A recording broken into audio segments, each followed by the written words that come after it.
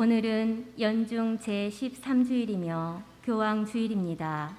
생명을 창조하시고 우리가 그 생명을 온전히 누리기를 바라시는 하느님께서는 오늘도 이 미사를 통하여 우리를 당신 곁으로 부르십니다. 우리의 아픔을 어루만지시는 하느님의 초대에 감사드리며 또한 성 베드로 사도축일을 앞두고 베드로의 후계자인 교황님을 위해서도 기도합시다. 모두 일어서십시오. 입당성가는 독창자가 부르겠습니다.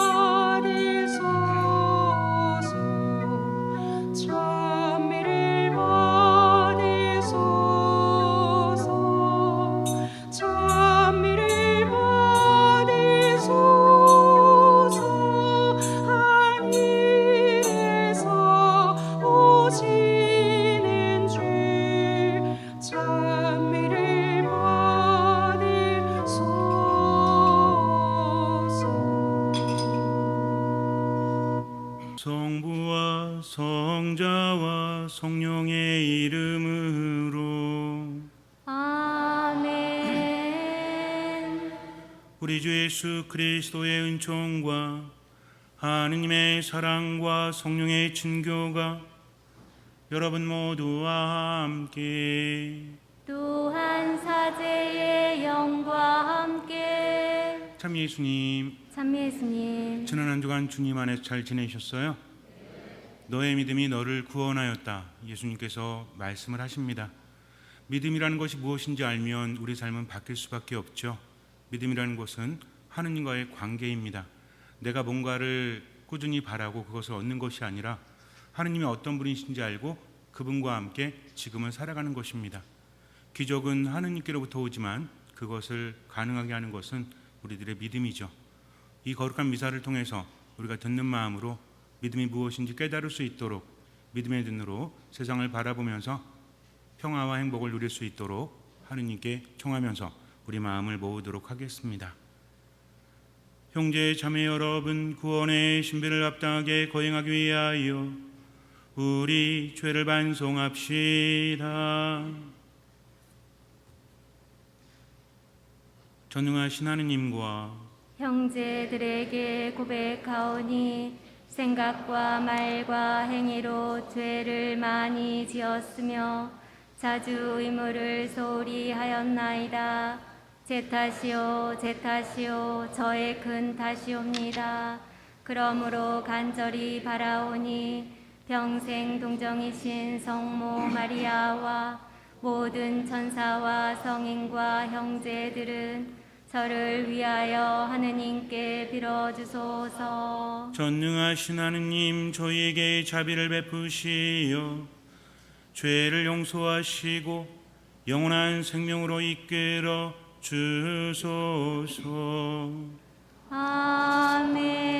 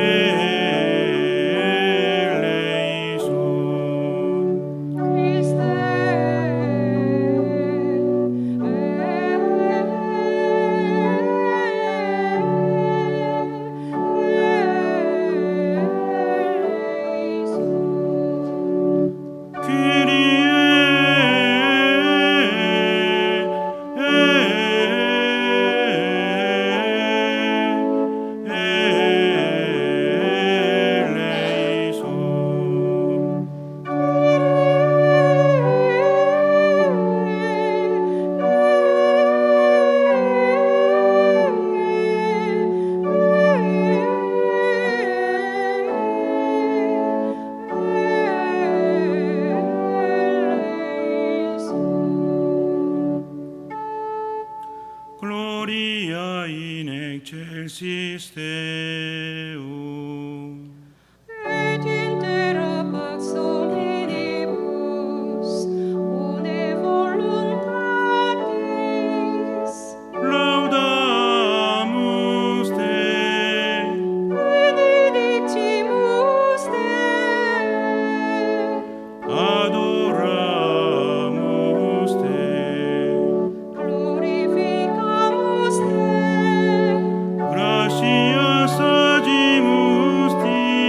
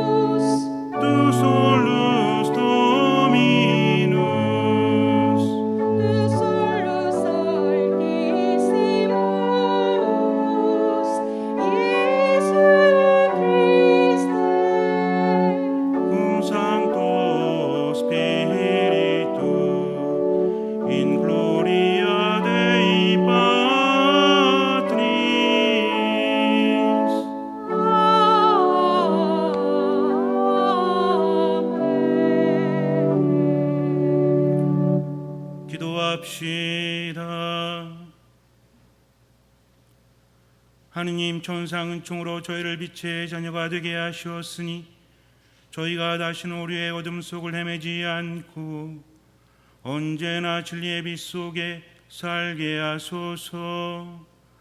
성부와 성령과 함께 천주로서 영원히 살아계시며 다스리시는 성자 우리 주 예수 그리스도를 통하여 비나이다. 아멘. 말씀 전례가 시작됩니다. 지혜서의 말씀입니다. 하느님께서는 죽음을 만들지 않으셨고 산 이들의 멸망을 기뻐하지 않으신다. 하느님께서는 만물을 존재하라고 창조하셨으니 세상의 피조물이 다 이롭고 그 안에 파멸의 독이 없으며 저승의 지배가 지상에는 미치지 못한다. 정의는 죽지 않는다.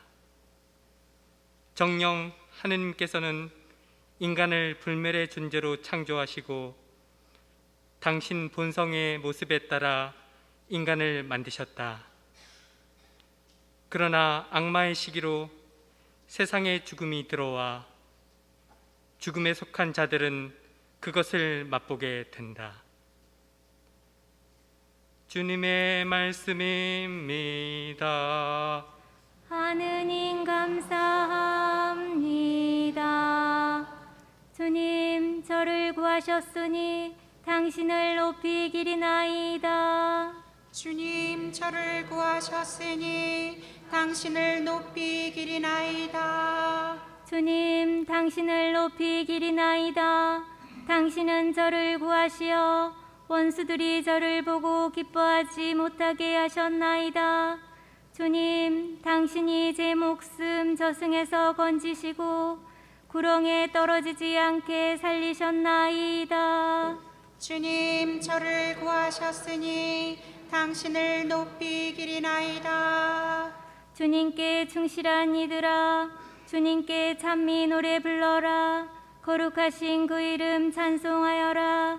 그분의 진노는 잠시뿐이나 그분의 호의는 한평생이니 울음으로 한밤을 지새워도 기쁨으로 아침을 맞이하리라. 주님 저를 구하셨으니 당신을 높이기리나이다. 들으소서. 주님 저에게 자비를 베푸소서. 주님 저의 구원자 되어주소서. 당신은 저의 비탄을 춤으로 바꾸시니 주 하느님 영원히 당신을 찬송하오리이다. 주님 저를 구하셨으니 당신을 높이기리나이다. 사도 바오로의 고린토이서 말씀입니다. 형제 여러분, 여러분은 모든 면에서 곧 믿음과 말과 지식과 온갖 열성에서 또 우리의 사랑을 받는 일에서도 뛰어남으로 이 은혜로운 일에서도 뛰어나기를 바랍니다. 여러분은 우리 주 예수 그리스도의 은총을 알고 있습니다. 그분께서는 부유하시면서도 여러분을 위하여 가난하게 되시어 여러분이 그 가난으로 부유하게 되도록 하셨습니다. 그렇다고 다른 이들은 편안하게 하면서 여러분은 괴롭히자는 것이 아니라 균형을 이루게 하자는 것입니다. 지금 이 시간에 여러분이 누리는 풍요가 그들의 궁핍을 채워주어 나중에는 그들의 풍요가 여러분의 궁핍을 채워준다면 균형을 이루게 됩니다. 이는 성경에 기록된 그대로입니다. 많이 거두니도 남지 않고 적게 거두니도 모자라지 않았다. 주님의 말씀입니다. 하느님 감사합니다.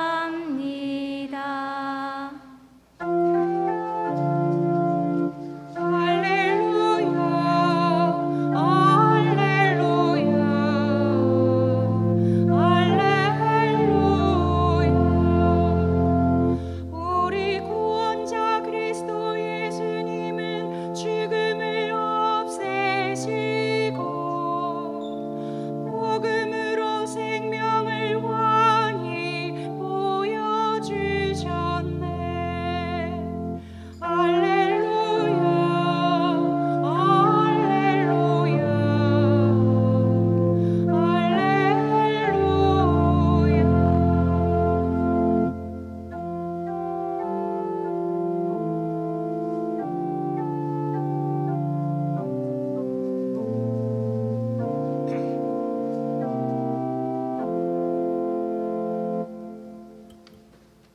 주님께서 여러분과 함께 또한 사제의 영과 함께 마르코가 전한 거룩한 복음입니다. 주님 영광 받으소서.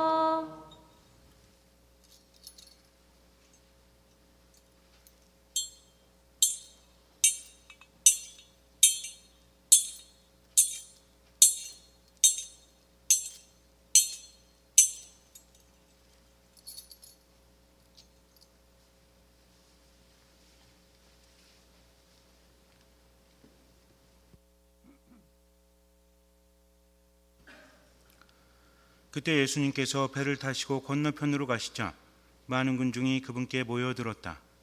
예수님께서 호숫가에 계시는데 야이로라는 한 회당장이 와서 예수님을 뵙고 그분 발 앞에 엎드려 제 어린 딸이 죽게 되었습니다. 가셔서 아이에게 손을 얹으시어 그 아이가 병이 나 다시 살게 해주십시오 하고 간곡히 청하였다. 그리하여 예수님께서는 그와 함께 나서시었다. 많은 군중이 그분을 따르며 밀쳐댔다. 그 가운데에는 12해 동안이나 하요라는 여자가 있었다. 그 여자는 숱한 고생을 하며 많은 의사의 손에 가진 것을 모두 쏟아부었지만 아무 효험도 없이 상태만 더 나빠졌다. 그가 예수님의 소문을 듣고 군중에 섞여 예수님 뒤로 가서 그분의 옷에 손을 대었다. 내가 저분의 옷에 손을 대기만 하여도 구원을 받겠지 하고 생각하였던 것이다. 과연 곧 출혈이 멈추고 병이 나은 것을 몸으로 느낄 수 있었다. 예수님께서는 곧 당신에게서 힘이 나간 것을 아시고 군중에게 돌아서시어 누가 내 옷에 손을 대었느냐 하고 물으셨다. 그러자 제자들이 예수님께 반문하였다. 보시다시피 군중이 스승님을 밀쳐대는데 누가 나에게 손을 대었느냐 하고 물으십니까? 그러나 예수님께서는 누가 그렇게 하였는지 보시려고 사방을 살피셨다. 그 부인은 자기에게 일어난 일을 알았기 때문에 두려워 떨며 나와서 예수님 앞에 엎드려 사실대로 다 아뢰었다. 그러자 예수님께서 그 여자에게 이르셨다. 딸아, 내 믿음이 너를 구원하였다. 평안히 가거라. 그리고 병에서 벗어나 건강해져라. 예수님께서 아직 말씀하고 계실 때에 회당장의 집에서 사람들이 와서는 따님이 죽었습니다. 그러니 이제 스승님을 수고롭게 할 필요가 어디 있겠습니까? 하고 말하였다. 예수님께서는 그들이 말하는 것을 곁에서 들으시고 회당장에게 말씀하셨다. 두려워하지 말고 믿기만 하여라. 그리고 베드로와 야고보와 야고보의 동생 요한 외에는 아무도 당신을 따라오지 못하게 하셨다. 그들이 회당장의 집에 이르렀다.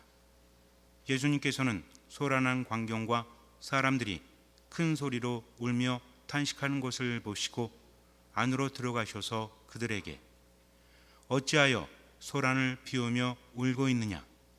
저 아이는 죽은 것이 아니라 자고 있다 하고 말씀하셨다. 그들은 예수님을 비웃었다. 예수님께서는 그들을 다 내쫓으신 다음 아이 아버지와 어머니와 당신의 일행만 데리고 아이가 있는 곳으로 들어가셨다. 그리고 아이의 손을 잡으시고 말씀하셨다. 탈리타 쿰. 이는 번역하면 소녀야, 내가 너에게 말한다. 일어나라는 뜻이다. 그러자 소녀가 곧바로 일어서서 걸어 다녔다. 소녀의 나이는 12살이었다. 사람들은 몹시 놀라 넋을 잃었다. 예수님께서는 아무에게도 이 일을 알리지 말라고 그들에게 거듭 분부하시고 나서 소녀에게 먹을 것을 주라고 이르셨다. 주님의 말씀입니다. 그리스도님 찬미합니다.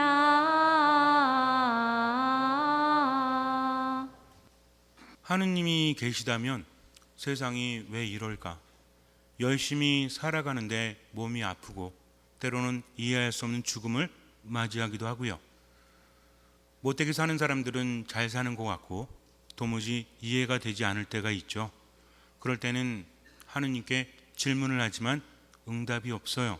도대체 하느님이 어디 계시길래? 실존론적 무신론이라고 합니다. 하느님을 믿고 싶은데도 도저히 이해할 수 없고 하느님이 계시다면 세상이 왜 이럴까? 납득이 가지 않으니까 신앙을 멀리하거나 신앙을 포기하거나 신앙을 갖지 않는 사람들, 이것은 어쩌면 우리는 신앙을 가지고 있지만 그들의 마음을 조금은 이해할 수 있어요. 아니, 많이 이해할지도 모릅니다. 하나님의 뜻대로 열심히 살려고 하는데 자꾸만 삶이 힘들어진다면 그것은 왜 그러는 것일까요? 무거운 짐을 지고 수고하는 이들은 모두 내게로 오너라. 내가 너희를 편히 쉬게 하겠다. 천주교 신앙을 갖는 많은 이유가 마음의 평화를 위해서. 마음의 평화는 언제 오죠? 몸이 아파 죽겠을 때, 사업이 실패하고 가족들끼리 서로 안 좋을 때 평화를 누립니까? 마음의 평화라는 것은 몸의 평화도 포함할 수밖에 없다라는 것이죠. 영혼의 평화도 마찬가지입니다.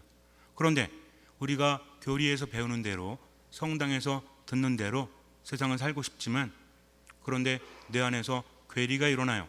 믿고 싶은 것과 내가 느끼는 것이 다를 때가 있습니다. 그럴 때 하느님께 울부짖거나 질문하는 행위를 하면 될까요? 안 될까요? 괜찮아요. 하세요. 하느님은 나보다 나를 더 잘 아시기 때문입니다. 중요한 것은 아직은 모른다는 것이죠. 기본적으로 세상이 왜 이 모양일까? 신앙이라는 것은 하느님과 함께 살아가는 것이라고 했습니다. 그렇다면 내가 바라보는 세상과 하느님이 바라보는 세상이 너무나 다르다면 이것을 맞춰가야 한다는 거죠. 사랑하는 사람도 그렇다고 하지 않습니까? 서로 마주보는 것이 아니라 함께 세상을 바라본다는 말 아세요? 사랑을 해본 지가 너무 오래돼가지고, 그래서 사랑이라는 것은 서로가 마주보는 것이 아니라 둘이 함께 같은 곳을 바라보는 것이다 라는 기가 막힌 시도 있지 않습니까? 표정들이 왜 이러시지? 그래요. 인간의 사랑이라는 좀 다를지 모르겠지만 공감대가 있어야 한다는 것입니다. 함께 한다는 것은 그런 것이죠. 함께 한다는 것은 같은 길을 가는 겁니까? 다른 길을 가는 겁니까? 여러분들 언제 함께 한다고 하세요? 지하철 탔는데 모르는 사람이 가득해요. 함께 가는 겁니까? 그렇지 않죠? 함께 한다는 것은 내가 알고 그가 나를 알고 함께 대화하면서 이럴 때 느낌이 다르다는 거죠. 우리 자매님들 한밤중에 산길을 가는데 어떤 남자가 옆에 있어요. 근데 이 남자가 굉장히 세게 보여요. 그러면 든든하십니까? 아니면 무섭습니까? 든든할 수도 있고 무서울 수도 있죠. 생판 모르는 사람이라면 무서울 거예요. 그런데 내가 아는 사람, 신뢰하는 사람이라면 오히려 든든하지 않겠습니까? 뭐예요? 관계라는 거죠. 믿음이라는 것은 하느님과의 관계라고 했습니다. 내가 세상을 바라보는 시야대로 하느님께 청한다면 우리는 계속해서 힘들지 몰라요. 그러나 하느님 안에서 세상을 바라볼 수 있어야 합니다. 기본적으로 하느님께서 세상을 아름답게 만드셨죠. 좋게 만드셨습니다. 모두 존재하라고 만드셨어요. 그런데 인간의 죄로 인해서 세상에 악이 들어오기 시작을 합니다. 누가 개입이 됐죠? 사탄이 개입이 되었다고 성경은 말하고 있죠. 지혜서 저자도 그렇게 말하지 않습니까? 사탄의 시기로 인해서 세상에 무엇이 왔다? 죽음이 왔다라는 거죠.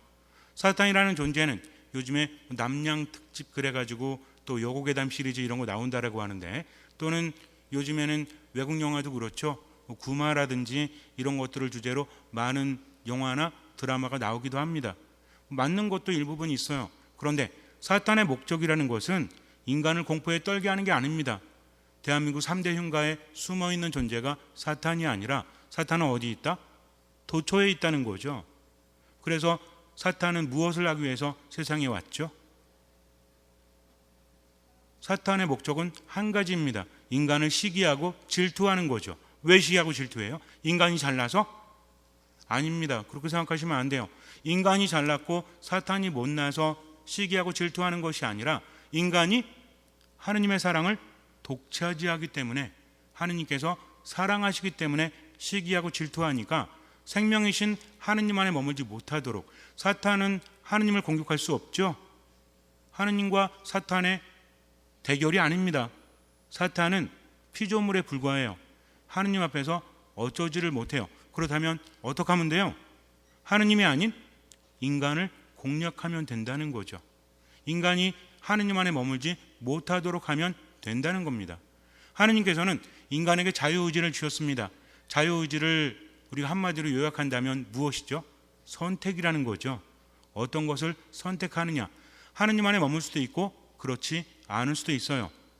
그래서 선택을 해야 되는데 이 선택에 사탄이 개입을 합니다. 여러 가지 달콤한 무엇을 하죠? 유혹을 합니다. 유혹하면서 목적은 뭐예요? 하느님 안에 머물지 못하도록, 즉 생명력을 포기하도록, 죽음으로 나아가도록 사탄은 인간을 죽음으로 이끈다는 거죠. 처음에는 알 수 없습니다. 그러나 깊이 있게 묵상해 보면 그것을 알 수 있다라는 거죠. 우리에겐 그런 힘이 있고 하느님께서 알려주십니다. 세상이 이 모양 이 꼴이 된 것은 하느님께서 그렇게 만드셨기 때문이 아니라, 하느님께서 그렇게 몰아가시기 때문이 아니라 우리가 그런 선택을 하기 때문입니다. 사탄의 탓이라고도 말할 수 있지만 결국 선택은 누가 하는 거죠? 내가 하는 거죠. 어떤 바닷가가 굉장히 아름다웠어요. 수많은 사람들이 거기에 모여들었다고 합니다. 자연 경관도 아름다웠고 먹을 것도 풍부했어요. 그런데 언제부턴가 그곳이 죽음의 바닷가가 되었습니다. 그 원인이 뭐였냐면 플라스틱 쓰레기들이 바다에 흘러왔기 때문에 그래요. 물고기들이 때로 죽임을 당했고 더 이상 생태계가 유지되지 못했다고 합니다. 그렇다면 하느님께서 만드신 대로 아름답고 좋은 바닷가가 누구 때문에 그렇게 됐죠? 사탄이 플라스틱 만들었어요? 사탄이 쓰레기 만들었어요? 누구 때문에 그렇습니까? 인간 때문이라는 거죠. 아름다운 강도 결국 누구 때문에? 인간 때문에. 그렇지 않습니까? 우리가 자연재해라고 부르는 것들, 많은 것들이 누구 때문에? 인간 때문에. 나무를 베어내고 땅을 차지하고 거기에다 무엇인가를 짓고 결국은 더 많은 이윤을 추구하기 위해서 불법을 저지르고 그리고 많은 것들을 파괴하다 보니까 결국에는 자연이 모든 것을 떠안게 돼요. 인간도 보복을 당하게 된다는 겁니다. 우리가 몸이 아파서 힘들 때, 암에 걸리거나 또 다른 병에 걸렸을 때 어쩌면 아니 왜 이렇게 우리가 아파야 되지? 라는 생각을 할 수도 있어요. 그런데 언젠가도 그런 말씀을 드렸지만 전 세계 모든 병원들이 하나의 네트워크로 연결이 돼서 어떤 병에 대해서 연구를 한다면, 그렇다면 많은 병들이 치유될 수 있을까요? 없을까요? 치유될 수 있겠죠. 그런데 무엇 때문에? 서로가 공유하지 않습니다. 물론 코로나는 서로 공유해서 백신을 만들기도 했지만, 그런데 그런 거에 대해서 서로 공유하지 않는 이유는 무엇 때문이죠? 뭐 때문입니까? 돈 때문이죠. 우리가 연구해서 이만큼 업적을 이뤘잖아요. 이게 다 돈이죠. 근데 이것을 공개하게 되면 어떻게 됩니까? 안 된다는 거죠. 우리나라에도 마찬가지 아니겠습니까? 예를 들어서 한 지역을 정해서 모든 중한 암 치료는 여기서 한다라고 해서 암 전문가들이 모여서 함께 치료한다면 훨씬 더 나아질 수도 있을 겁니다. 근데 그렇게 하지 않죠. 큰 병원에서 암병동을 만들고 전국 최고의 시설 이렇게 추구하는 이유는 결국 무엇이죠? 쉬운 얘기는 아니지만 결국 그 뒤에는 돈이라는 것이 숨겨져 있지 않습니까? 그래서 마음이 안타까운 거예요. 하느님이 개입하지 않으셔서 많은 사람들이 죽어가는 것이 아니라 어쩌면 인간의 이기심 때문에 그럴 수밖에 없다라고 스스로 정해 놓았기 때문에 많은 사람들이 살 수 있음에도 불구하고 죽어가지 않습니까? 요즘에 일어나는 사고들 보세요. 또 어디선가는 건물이 무너져 가지고 많은 분들이 아픔을 겪었죠. 왜 그랬어요? 자연재해입니까? 인간의 이기심 때문이라는 거죠. 단가를 줄이기 위해서, 그리고 아끼고 많이 벌기 위해서 해서는 안 될 것들, 괜찮겠지라고 생각을 했기 때문에 결국은 죽음이 오지 않았습니까? 이것도 누구의 탓이에요? 하느님의 탓이에요? 하느님께서 만드신 대로, 하느님은 인간을 어떻게 만드셨죠? 당신을 닮은 존재로 만드셨다는 겁니다. 그렇게만 살면 문제가 없어요. 그런데 그렇게 살지 않고 하느님을 어겼죠. 그것이 바로 죄입니다. 그래서 세상에 떨어졌다는 거죠. 하느님께서 세상을 그렇게 만드신 것이 아니라 인간의 선택으로 인해서 사탄이 인간을 유혹하고 어디로 몰고 가기 때문에? 죽음으로 몰고 가기 때문입니다. 여러분들 잘 묵상해 보세요. 이것은 어떤 커다란 세계에서만 일어나는 사건이 아니라 우리의 가정에서도 마찬가지입니다. 내 삶 안에서도 마찬가지라는 거죠. 내가 어떤 선택을 하느냐에 따라서 결과는 달라질 수도 있어요. 그런데 나는 이기적인 선택을 하면서 하느님만 탓할 수도 있다는 거죠. 동상이몽이라고 하죠. 같은 침상에 있지만 서로 다른 꿈을 꿉니다.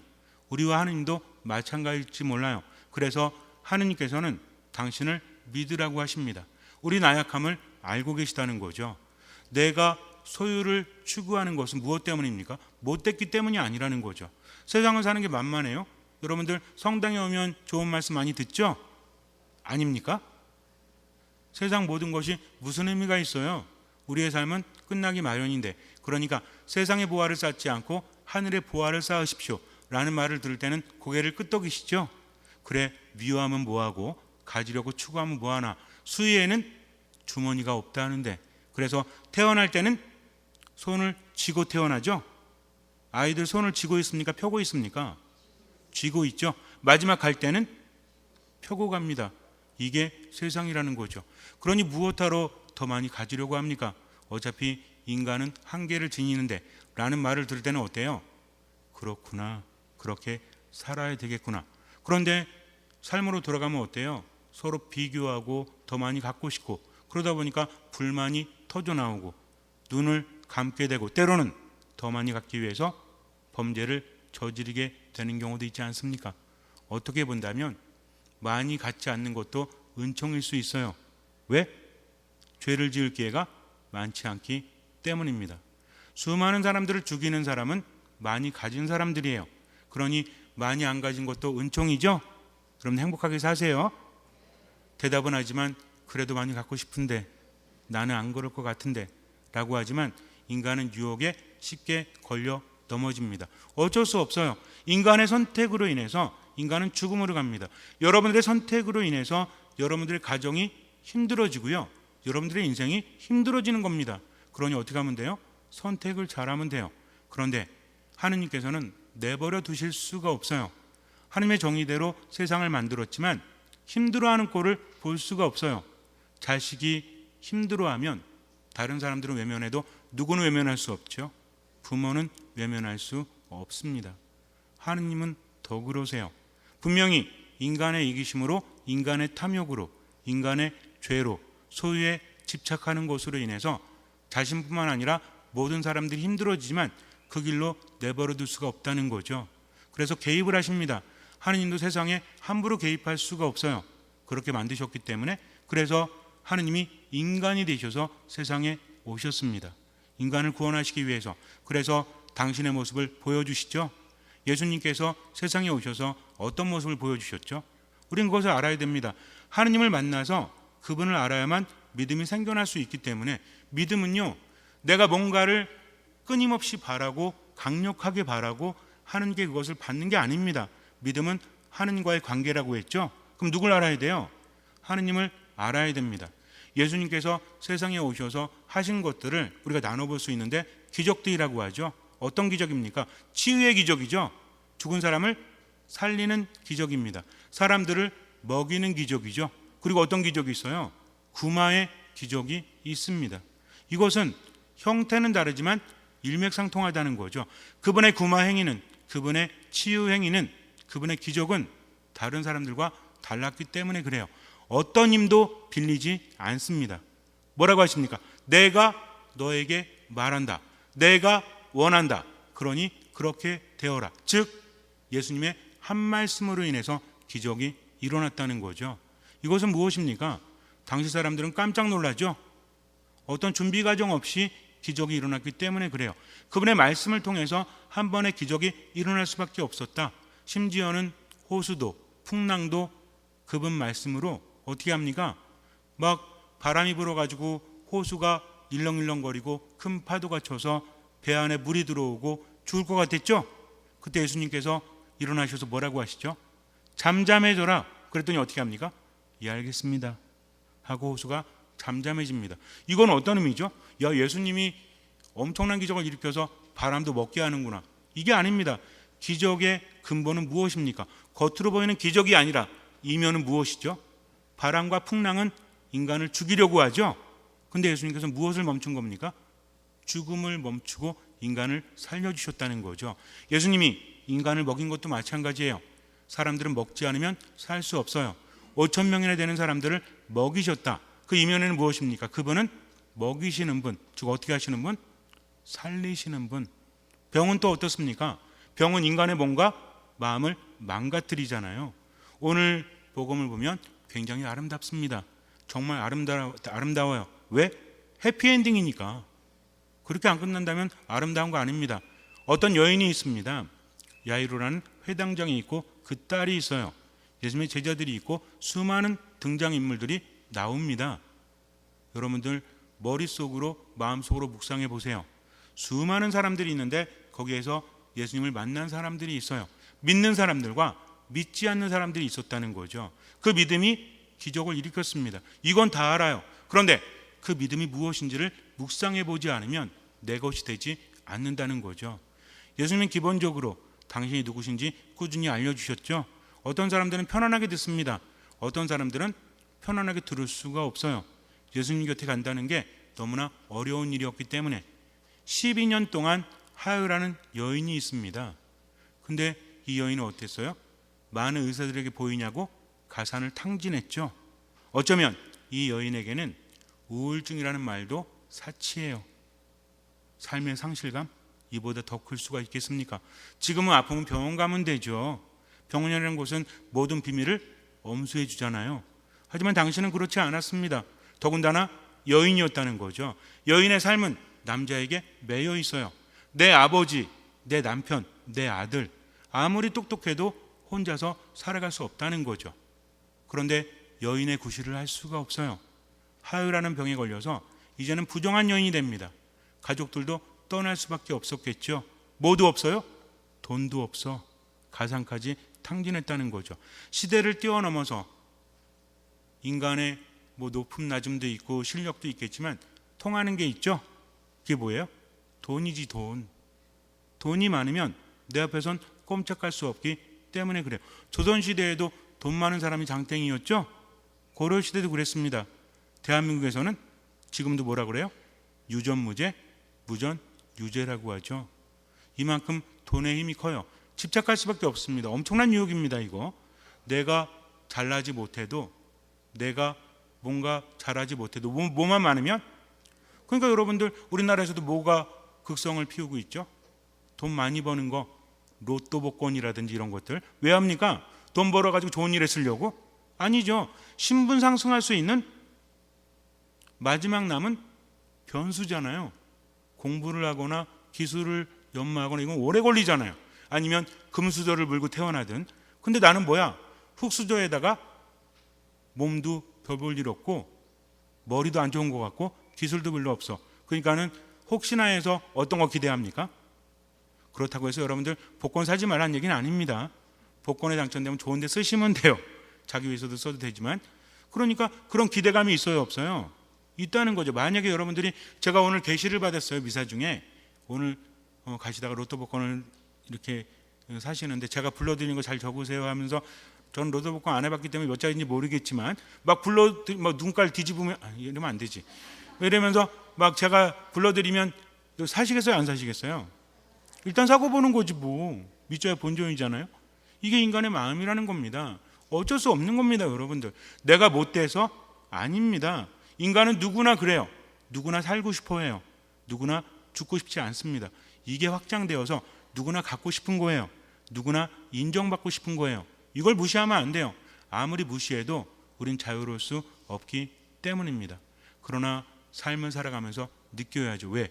나이가 들수록 몸은 점점 비어져 가기 때문입니다.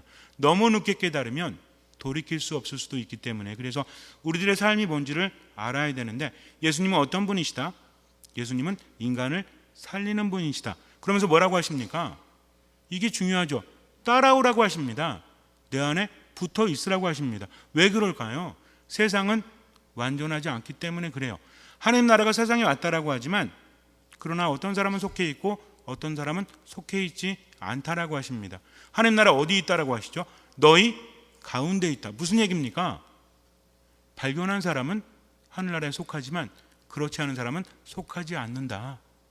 하늘나라에 속한 사람은 어떤 사람이죠? 하느님의 보호를 받고 생명으로 가득 차고 악마가 건드리지 못하는 사람. 그렇기 때문에 하늘나라에 간다는 것은 누굴 통해서만?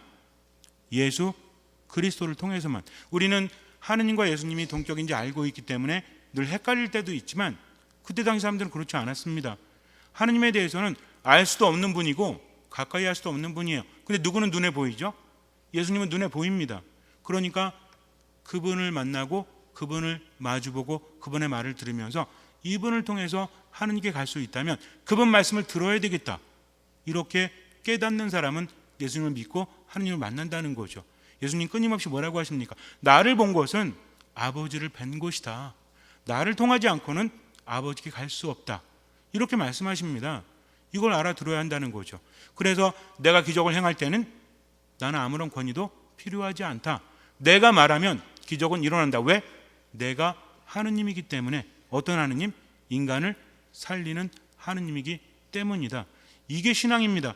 이거를 알아듣고 그분을 따라가는 게 바로 신앙이라는 거죠. 그러기 위해서 예수님 무엇을 요구하십니까? 모든 것을 요구하십니다. 지금 내가 가진 모든 것을 요구하신다는 거죠. 소유만을 말하는 게 아니에요. 삶의 흐름 자체를 이제는 죽음이 아니라 어디로? 생명으로. 왜 모든 것을 내려놓으라고 하십니까? 아니 아까워 죽겠는데요. 왜 내려놓으라고 하시죠? 그게 나를 죽이기 때문에 그래요. 그러니까 예수님은 내려놓으라고 하십니다. 각자가 다르다는 거죠. 12년 동안 하여라는 여인, 이제는 희망조차 없어요. 죽지 못해 살아갑니다. 자살하고 싶어도 그래도 하느님을 믿기 때문에 스스로 목숨을 포기할 수는 없는 거죠. 그렇게 살아갑니다. 그러면서 어떤 말씀을 듣게 돼요? 예수님에 대한 이야기를 듣게 되죠. 처음에는 관심이 있는 것만 들렸겠죠? 어떤 말씀? 야, 죽은 사람도 살렸대. 그분이 앉은 뱅이도 일으키셨대. 손이 오그라든 사람도 표기하셨대. 그런데 가장 와닿는 게 무엇이었을까요? 나병 환자가 깨끗하게 되었대. 나병 환자도 부정한 존재이기 때문에 그래요. 그렇다면 나도 그분이 고칠 수 있지 않을까? 하지만 섣불리 나설 수 없죠. 여태까지 수많은 사람들에게 몸을 보였습니다. 그러면서 자존감은 바닥으로 떨어질 수밖에 없었겠죠. 그렇지 않아요? 우리 자매님들 화장하시죠? 안 하세요? 왜 하죠? 남한테 잘 보이려고? 물론 그것도 중요하긴 하겠지만 누구 만족입니까? 내 만족이라는 거죠. 그런데 그런 여인으로서의 삶, 남자도 마찬가지죠. 이 삶을 제대로 살아갈 수 없다? 이거는 근본적인 상실입니다. 그냥 죽지 못해 살죠. 근데 예수님의 말씀이 귀에 박히고 마음에 박히기 시작을 해요. 계속 듣습니다. 듣다 보니까 뭐가 생겨요? 듣다 보니까 믿음이 생기죠. 믿음은 어디서 오니까? 들음에서 오니까. 들음은 무엇으로 이루어져 있으니까? 그리스도의 말씀으로. 점점 가슴이 뜨거워집니다. 그리고 점점 그분이 그리워요. 문제는 뭐예요? 나는 부정한 여인이기 때문에 그분 앞에 나설 수가 없는 거죠. 얼마나 많이 묵상했을까요? 어떻게 하면 그분 만날 수 있을까? 그러다가 스스로 깨닫습니다. 이게 체험이요, 이게 믿음이라는 거죠. 여러분들, 다른 사람이 아무리 이렇다라고 할지라도 내가 저렇다는 확신이 생겼을 때 그때 길이 보이지 않습니까? 그 여인은 그거 선택합니다. 무엇이었습니까? 몰래 다가가서 그분의 옷자락에 손을 대는 거예요. 어떻게 생각했죠? 내가 저분의 옷자락에 손을 대기만 해도 구원을 받겠지라는 생각을 합니다. 그래서 만졌더니 과연 그분께로부터 기적의 힘이 빠져나옵니다. 기적은 어디로부터 오죠? 하느님께로부터 옵니다.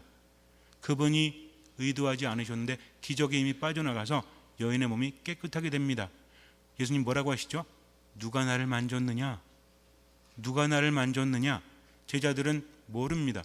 아니, 이렇게 수많은 사람들이 밀쳐대고 있는데 누가 만졌냐고 말씀하시면 어떻게 해요? 방금 전에도 한 5명은 만졌을걸요. 의도하지 않게. 아니다, 누가 나를 만졌다라고 하십니다.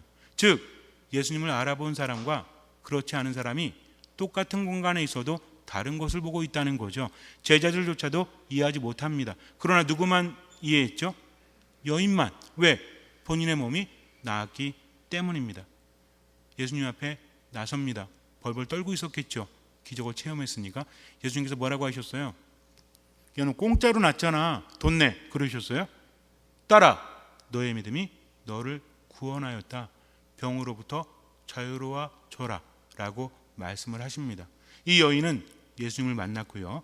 모든 것을 내려놓았습니다. 왜? 더 이상 희망이 없는 삶에 희망을 가졌죠. 누굴 바라보고? 예수님 바라보고. 이게 모든 걸 내려놓는 겁니다. 그리고 그분을 만지는 겁니다. 그런데 그때 또 한 가지 사건이 있었죠. 야이로라는 회당장 딸이 아파서 죽게 생겼다. 그래서 예수님께서 부탁했는데 죽어버렸어요. 예수님께서 늦장 부리셔가지고. 사람들이 가서 뭐라고 합니까? 아니, 죽었어요. 더 이상 저분을 귀찮게 할 필요가 뭐가 있습니까? 예수님 뭐라고 하십니까? 그래? 뭐 할 수 없지. 그러세요? 두려워하지 말고 믿기만 하여라. 그리고 그의 집으로 가죠. 수많은 사람들이 이제 죽었는데 오면 뭐해? 예수님 뭐라고 하십니까? 죽은 게 아니라 자고 있다. 웃기고 있네. 벌써 죽었는데 뭘 자고 있어. 예수님 어떻게 하시죠? 다 내쫓습니다.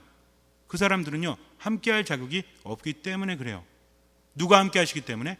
예수님께서 함께 하시기 때문에. 그동안 사람을 살리시고 기적을 행하시면서 뭘 알려주셨죠? 내가 하느님이다. 그러니 나를 믿어라. 나를 따라오너라. 사람들은 비웃습니다.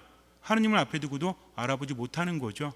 그래서 아이의 부모와 예수님이 정한 제자들만 그 자리에 있죠. 예수님 뭐라고 하십니까?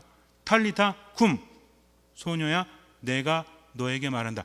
일어나라. 그랬더니 소녀가 일어나서 걸어다니죠. 이 기적의 의미는 무엇입니까? 예수님은 본인이 원하시면 사람을 살리시는 분이다. 하느님이시다. 그것을 믿어야 한다는 겁니다. 이제 우리에게 향합니다. 여러분들은 하느님을 누구라고 생각하십니까? 예수님이 어떤 분이시라고 생각을 하십니까? 이거 내가 확실하게 정하지 않으면 아무리 성당에 와도 의미가 없어요. 그분을 만날 수 없기 때문입니다. 수많은 사람들이 예수님 곁을 지나갔지만 실제로 그분을 알아보고 만진 여인의 믿음, 수많은 사람들이 성당에 앉아 있지만 그분을 알아보고 말씀을 듣고 모든 것을 내려놓고 그분을 따르는 사람들, 여기서 내려둔다는 것은 무엇이죠? 그분의 말씀을 따르기 위해서 포기해야 될 것을 포기하는 거죠. 그렇지 않으면 우리는 그분을 따를 수 없고 결국에는 스스로를 위하다가 악마의 유혹에 빠져들죠. 죽음으로 나아갈 수밖에 없기 때문입니다. 잠시 눈을 감으세요. 신앙은 하느님을 알아보는 거죠. 성경의 말씀은 살아있는 것입니다. 2000년 전의 사건이 아니라 지금 나의 사건이라는 거죠. 삶이 힘들고 괴로울 때, 여인은 더 이상 희망이 없을 때 그분 말씀을 들었고 그분께 희망을 걸었습니다. 그리고 최선을 다하고 나머지는 맡겼죠. 기적의 힘은 하느님께로부터 나오지만 그러나 그것을 가능하게 하는 것은 믿음입니다. 믿음이라는 것은 무엇입니까? 온전히 그분을 신뢰하는 거죠. 그분의 말씀이라면 최선을 다해서 따르는 겁니다. 비록 죽음이 느껴진다고 할지라도 그분을 신뢰하기 때문에 최선을 다하는 거죠. 나머지는 맡기는 겁니다. 그러기 위해서는 그분을 만나야 돼요. 그분의 말씀을 들어야 합니다. 미사 말씀 기도 안에 듣는 마음으로 머무십시오. 최선을 다해서 삶을 살아가십시오. 내려놔야 될 것이 있다면 가정에서, 여러분들 삶에서 내려놓으십시오. 고집 부리지 마십시오. 하나님의 뜻대로 기도하면서 지금을 살아가십시오. 주님께서는 그 믿음을 보시고 우리 삶에 놀라운 기적을 일으켜 주실 것입니다. 아멘. 모두 일어서십시오. 전능하신 천주 성부, 천지의 창조주를 저는 믿나이다. 그 외아들 우리 주 예수 그리스도님, 성령으로 인하여 동정 마리아께 잉태되어 나시고 본시오 빌라도 통치 아래서 본을 받으시고 십자가에 못 박혀 돌아가시고 묻히셨으며 저승에 가시어 사흘날에 죽은 이들 가운데서 부활하시고 하늘에 올라 전능하신 천주 성부 오른편에 앉으시며 그리로부터 산 이와 죽은 이를 심판하러 오시리라 믿나이다. 성령을 믿으며 거룩하고 보편된 교회와 모든 성인의 동공을 믿으며 죄의 용서와 육신의 부활을 믿으며 영원한 삶을 믿나이다. 아멘. 형제 자매 여러분, 믿기만 하면 죽음에서도 다시 살리시는 예수 그리스도의 권능을 되새기며 하느님 아버지께 마음을 모아 기도합시다. 교회를 위하여 기도합시다. 목자이신 주님, 주님의 종 프란치스코 교황을 자비로이 굽어보시어 주님 백성의 신앙을 굳건히 하고 일치의 토대가 되어 모든 일을 하느님 나라로 이끄는데 어려움이 없게 하소서. 주님 저희의 기도를 들어주소서. 정치인들을 위하여 기도합시다. 공정하신 주님, 정치인들을 주님의 정의로 이끌어 주시어 국민을 위한 입법, 사법, 행정 업무를 실행하는데 각자의 생각을 진실하게 나누며 서로 견제하고 보완하여 모든 이가 행복한 나라를 만들게 하소서. 주님 저희의 기도를 들어주소서. 한반도의 종전 선언과 평화 체제 실현을 위하여 기도합시다. 평화의 원천이신 주님, 지구촌 최후의 분당국인 이 땅에 하루빨리 종전이 선언되도록 도와주시어 화해와 평화의 새로운 한반도를 만들어 나가게 하소서. 주님 저희의 기도를 들어주소서. 지역 사회를 위하여 기도합시다. 자비하신 주님, 지역 사회에 어려운 이들을 보살펴 주시어 그들의 건강을 지켜주시고 저희가 복음을 실천하며 그들에게 필요한 것을 나눌 수 있도록 이끌어 주소서. 주님 저희의 기도를 들어주소서. 믿는 이의 청을 모두 들어주시는 주님, 주님께 의지하며 드리는 자녀들의 기도를 기꺼이 들어주소서. 우리 주 그리스도를 통하여 비나이다. 아멘. 모두 앉으십시오.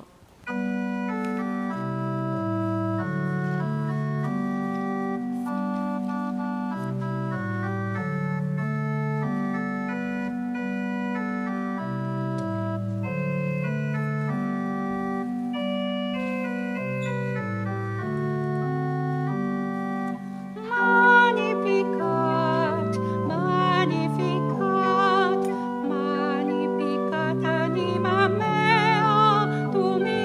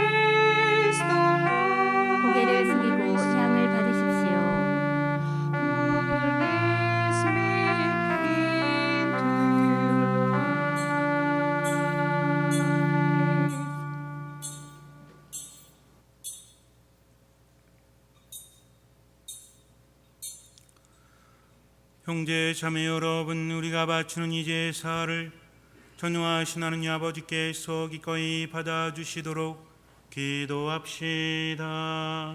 사제의 손으로 바치는 이 제사가 주님의 이름에는 찬미와 영광이 되고 저희와 온 교회에는 도움이 되게 하소서. 하느님이 신비를 거행하는 저에게 구원을 베푸시니 이 송찬 예가 하느님께 올리는 합당한 제사가 되게 하소서. 우리 주 그리스도를 통하여 비나이다. 아멘. 주님께서 여러분과 함께 또한 사제의 영과 함께 마음을 드높이 주님께 올립니다. 우리 주 하느님께 감사합시다. 마땅하고 옳은 일입니다. 거룩하신 아버지, 전능하시고 영원하신 주 하느님, 언제나 어디서나 아버지께 감사함이 참으로 마땅하고 옳은 일이며 저희 도리요 구원의 길이옵니다. 아버지께서는 세상을 더없이 사랑하시어 그리스도를 저희에게 구세주로 보내주시고 죄 말고는 저희와 똑같은 처지에서 살게 하셨나이다. 그리하여 성자를 사랑하셨듯이 저희를 사랑하시고 저희가 순종하지 않아 죄를 지어 깨뜨린 계약을 성자의 순종으로서 다시 맺어주셨나이다. 그러므로 주님, 모든 천사와 성인과 함께 저희도 주님을 찬양하며 환호하나이다.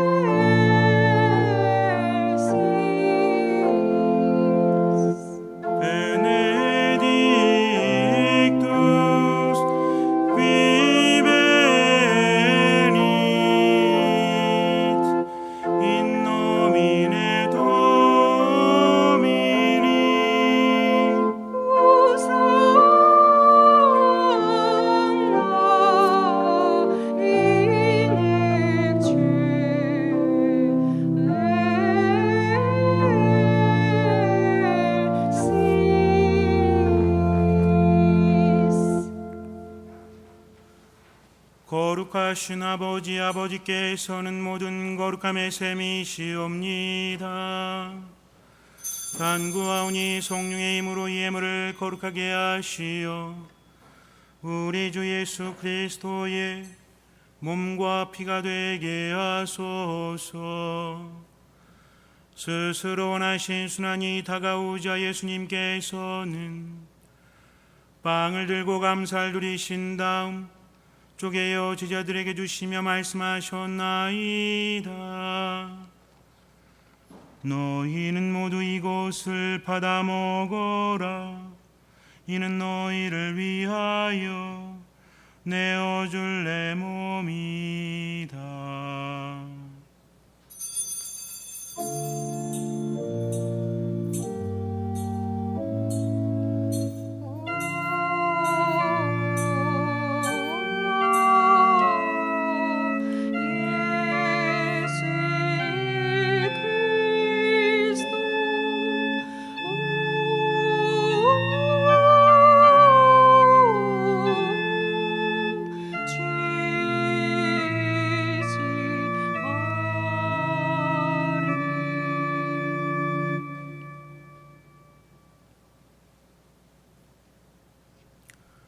저녁을 잡수시고 같은 모양으로 잔을 들어 다시 감사를 드리신 다음 제자들에게 주시며 말씀하셨나이다.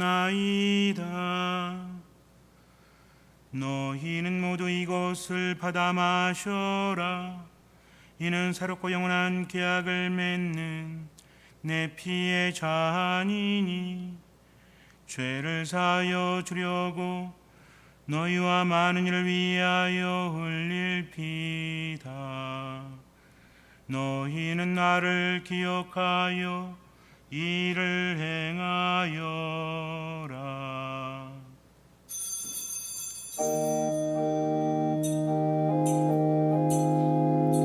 주여 주 예수여 저를 기억해 주소서.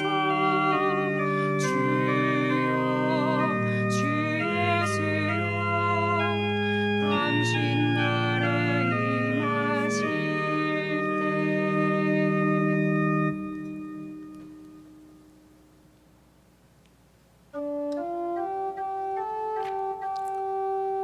신앙의 신비여 주님께서 오실 때까지 주님의 죽음을 전하며 부활을 선포하나이다. 아버지, 저희는 그리스도의 죽음과 부활을 기념하며 생명의 빵과 구원의 잔을 봉헌하나이다. 또한 저희가 아버지 앞에 나와 봉사하게 하시니 감사하나이다. 간절히 청하오니 저희가 그리스도의 몸과 피를 받아 모시어 성령으로 모두 한 몸을 이루게 하소서.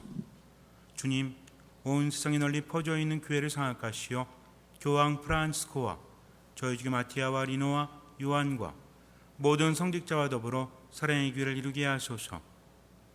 부활의 희망 속에 고이 잠든 교우들과 세상을 떠난 다른 이들도 모두 장악하시어 그들이 주님의 빛난 얼굴을 배우게 하소서. 저희에게도 자비를 베푸시어 영원으로부터 주님의 사랑을 받는 하느님의 어머니 복되신 동정 마리아와 그 배필이신 성 요셉과 복된 사도들과 모든 성인과 함께 영원한 삶을 누리며 성자 예수 그리스도를 통하여 아버지를 찬양하게 하소서.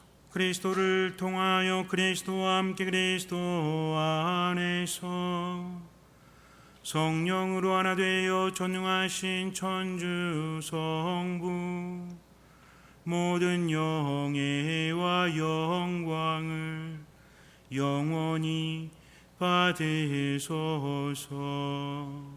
아멘.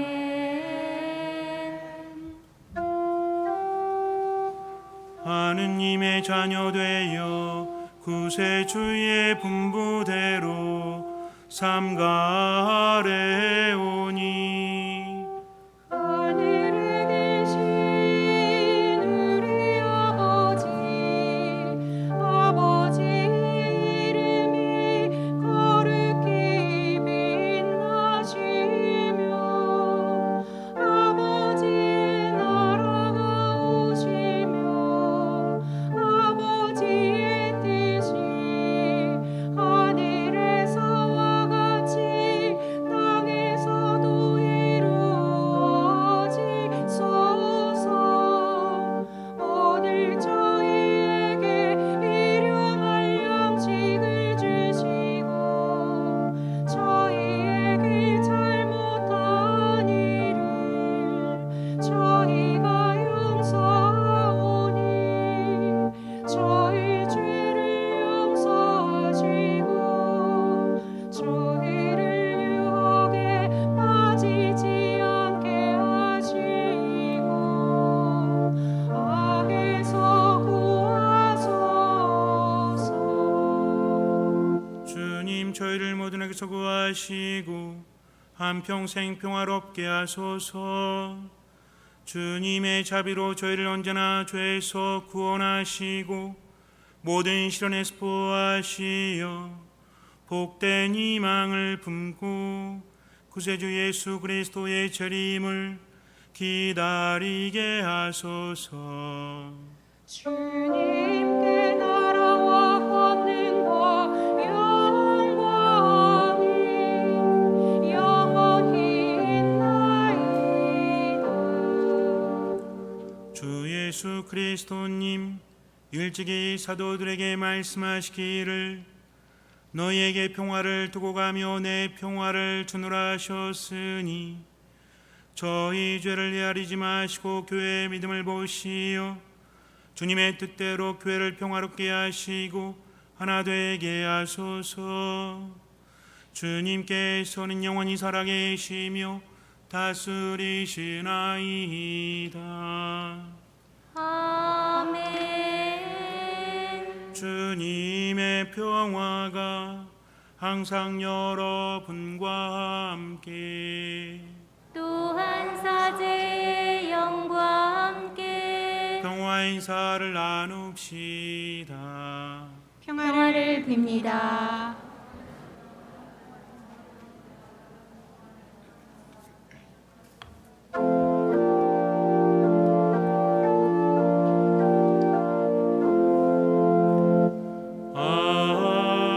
Agnus Dei, qui tollis peccata mundi, miserere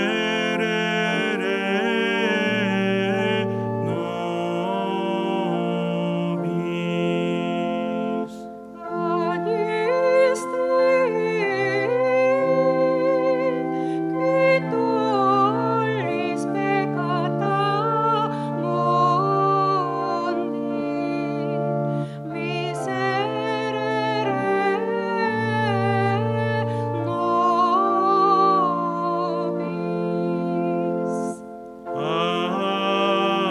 Agnus Dei, qui tollis peccata mundi. Dona nobis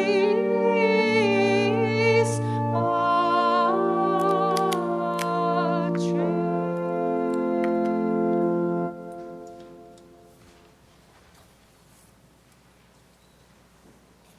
보라 하느님의 어린 양 세상의 죄를 없애시는 분이시니 이 성찬에 초대받은 이는 복되도다. 주님 제 안에 주님을 모시기에 합당치 않사오나 한 말씀만 하소서 제 영혼이 곧 나으리다.